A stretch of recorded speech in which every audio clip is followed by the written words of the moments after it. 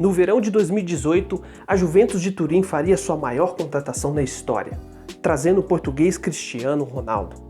Farta de decepções europeias e já sem o mesmo tesão pelo sucesso nacional, o bianconeiro traria o melhor jogador do torneio que tanto almejava, a UEFA Champions League.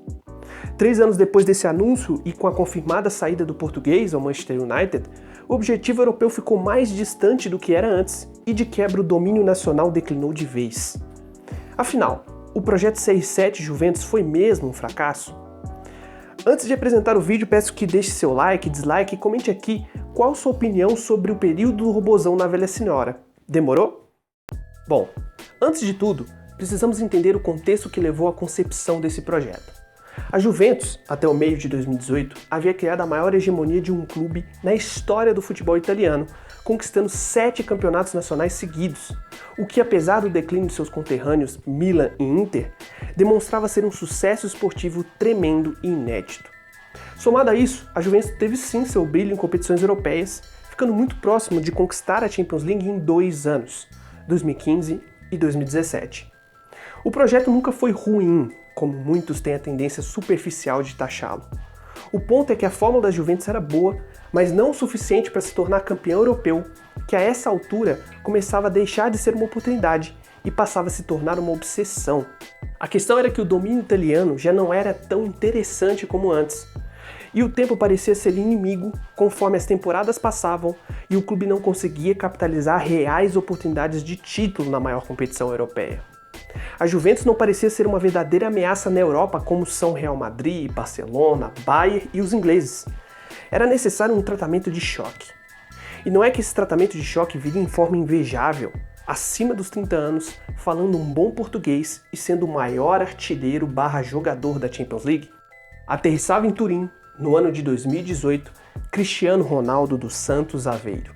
E como chegava o português naquele verão? Bom, chegaria sendo o atual detentor do título europeu, seu 5º na carreira, e responsável direto pela não conquista da Juve logo na temporada anterior.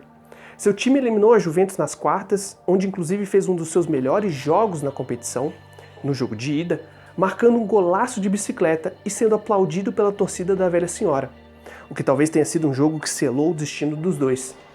No entanto, para quem assistiu o Real Madrid da temporada 2017-2018, observou que tanto Ronaldo quanto a equipe não tinham mais o mesmo nível de competitividade de temporadas anteriores. A irregularidade da equipe foi nítida tanto no espanhol quanto na Champions. Em La Liga, o clube terminou em 3º lugar, com pífios 76 pontos, apenas 22 vitórias e uma distância de 17 pontos para o líder. Cristiano teve seu pior início de espanhol na história, com 1 gol nas 6 primeiras partidas, porém terminando o campeonato com 26 no total. Já na Champions League, o Real passou em 2º na fase de grupos, com Cristiano fazendo seus gols, mas ainda com atuações individuais e coletivas questionáveis. Claro que a famosa mudança de chave no mata-mata faria com que o clube melhorasse consideravelmente na metade final da temporada. Quem recorda do português naquele ano, lembra dos grandes jogos contra o PSG nas oitavas e o grandíssimo jogo de ida contra a própria Juve. Porém, não podemos esquecer o jogo de volta nessa mesma chave, onde o Real Madrid levou um 3-0 em pleno Bernabéu e se classificou graças a um pênalti mandrake marcado no último minuto e, claro, convertido por Cristiano. Isso sem contar nos péssimos jogos contra o Bayern de Munique na semifinal e o papel de coadjuvante de CR7 na final contra o Liverpool, sendo salvo por um Bale inspirado e um Karius, goleiro do Liverpool, tenebroso. A orelhuda foi conquistada com sinais claros de que havia sido um tremendo lucro aos merengues, dado a inconsistência do clube durante toda a temporada. O desgaste daquele núcleo de jogadores que já não conseguia manter o mesmo desempenho, aliado ao envelhecimento natural da equipe, decretava um possível fim de ciclo.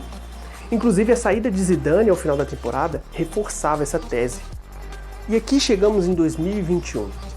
Após 3 anos do casamento entre o português e a velha senhora, e para surpresa de muitos, a mim nem tanto, a Champions League não aterrissou em Turim como se esperava mídia, fãs do português, torcida da Juve e o próprio CR7.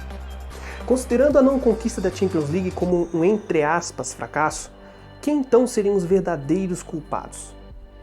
O primeiro é o mais óbvio e fácil, a diretoria da Juventus. A impressão que eu tenho é de que a tão elogiada e com razão diretoria da Juventus não assistiu aos 39 jogos do Real Madrid no tri da Liga dos Campeões. Porque se tivesse, teria constatado uma questão clara e óbvia sobre Cristiano e o futuro do clube. A Juventus precisava ter montado um ambiente diferente do que já havia ali dentro. Como que um clube com um conceito de futebol baseado na solidez defensiva e disciplina tática como trunfos, contrata um jogador que necessita cada vez mais de um ambiente coletivamente ofensivo e criativo para conseguir municiar seus arremates a gol? A constatação desse equívoco se mostrou na manutenção de Allegri no primeiro ano da Juventus, que é um dos principais responsáveis por esse estilo de jogo defensivo e da melhor versão da Juventus nos últimos anos. E a contradição depois ficou mais escancarada com as seguidas trocas de treinadores após eliminações na Champions e, posteriormente, a própria volta de Allegri. A verdade estava estampada. Nunca houve um projeto esportivo compatível à existência de Cristiano na Juventus, pois nunca houve um planejamento prévio à sua contratação. Não que necessariamente Cristiano e a Juventus tenham jogado tão mal assim. A questão é que a falta desse projeto afetou até mesmo questões que pareciam estar em piloto automático. Prova disso é a hegemonia italiana chegando ao fim com um melancólico quarto lugar no campeonato italiano, chegando a ficar ameaçado de desclassificação da Champions League na última rodada. O bianconero não só regrediu, como afundou e atolou num buraco. E o tão almejado título europeu ficou pelo caminho com eliminações decepcionantes. 2 nas oitavas e 1 nas quartas. A verdade é que a Juventus em nenhum momento nesses últimos 3 anos foi realmente favorita ao título europeu na prática, apenas no papel e nas conversas de boteco. Agora, o segundo culpado eu coloco como sendo a mídia e os fãs de CR7. Amigos, vocês criaram um personagem de ficção. Elevaram Cristiano a um patamar que bastava ele em campo, que os títulos simplesmente cairiam no colo de qualquer clube, o que é uma mentira. O Real Madrid foi tri da Champions por causa de CR7, mas também por causa de um ambiente específico criado em volta dele, e com a espinha dorsal que possibilitou esse alto nível de competitividade. Futebol é um jogo coletivo. Ou você não lembra dos gols tão decisivos de Sérgio Ramos, o oportunismo e decisão de Benzema, as atuações monstruosas de Bale e um dos melhores meio-de-campos da história, representado por Casemiro, Kroos e Modric? Cristiano foi o principal elemento desses títulos, mas não foi o único. Então, para quem criou toda essa narrativa em volta do português, não conquistar a Champions na Juve é sim um fracasso. Para mim, que nunca fez e nunca faria uma análise dessas, acho fracasso uma palavra forte. Cristiano Ronaldo e Juve fizeram um casamento de muitos gols, mídia e resultados. Para mim foi o que eu já esperava que seria. E ao final de tudo, vemos o português saindo pela porta dos fundos com um fracasso nas costas que não lhe pertence. Esse fracasso, para mim, fica na conta da diretoria da Juventus, a mídia e os fanboys do português.